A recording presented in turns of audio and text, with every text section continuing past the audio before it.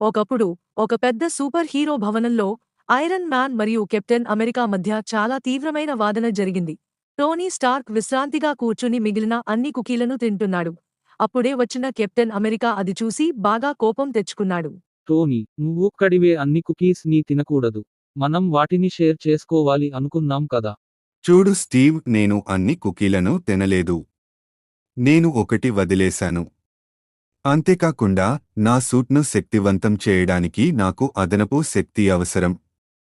మేధావి, బిలియనీర్ మరియు super hero కావడం చాలా కష్టమైన పని.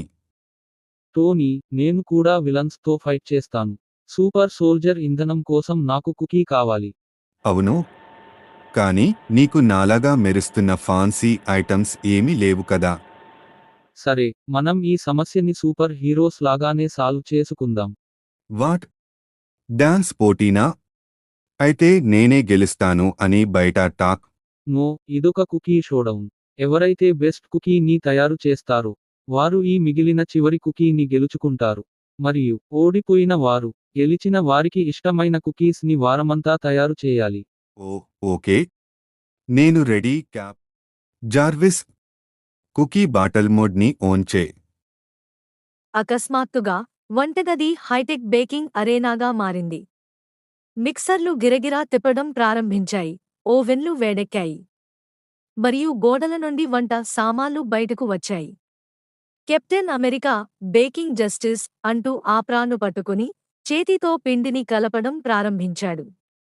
అతను యుద్ధ ప్రణాళికను సిద్ధం చేసినట్లుగా చేస్తున్నాడు. ఇంతలో టోనీ అన్ని రకాల గాడ్జెట్లను ఉపయోగిస్తున్నాడు. కుకీ లేజర్లు, డౌ ఫ్లిప్పింగ్ రోబోట్లు, మరియు ఓవెన్ను వేడి చేయడానికి చిన్న ఆర్క్ రియాక్టర్ కూడా. నేను ఈ ప్రపంచంలో లేని కుక్కీలను తయారు చేస్తున్నాను. టైమర్ రన్ అవుతుంది. హీరోలిద్దరూ జోన్లో ఉన్నారు. క్యాప్ వంటగది వెచ్చగా, క్లాసిక్ కుక్కీల వాసనతో ఉంది. అయితే టోనీ వంటగది కాలిన సర్క్యూట్ వాసన మరియు మంచి సువాసనలతో నిండిపోయింది. చివరగా బజర్ ఆఫ్ అయింది. ఇద్దరు సూపర్ హీరోలు తమ క్రియేషన్స్ని ప్రదర్శించారు.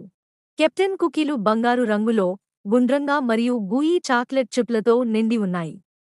అవి ఏదో బామ్మగారి రెసిపీ పుస్తకంలో ఉన్నట్లు కనిపించాయి.